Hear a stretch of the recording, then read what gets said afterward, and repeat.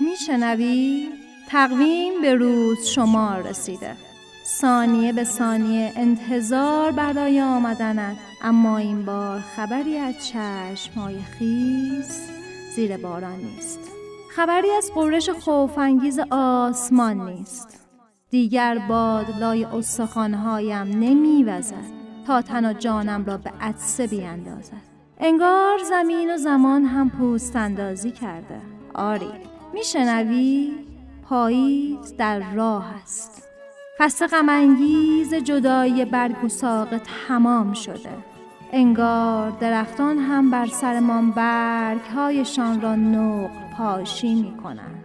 با هر قدمت روی برگ‌ها صدای خوشحالی زمین را میشنوی؟ آسمان هم گریه شوق بر سرت میبارد. باد هم زوزه کشان انگشت‌هایش را به دهان گرفته و سود زنان از تو میگذرند. آتش هم دیگر پایان کار نیست، گرما میبخشد و تو را میهمان فنجان چای میکند. بضاعتش همین است، قوری سیاه شده و کمی رقص شعله‌هایش گرداگرد سیاهی. اما تو بخند که پاییز امسال جور دیگری عاشقانه آغاز شده.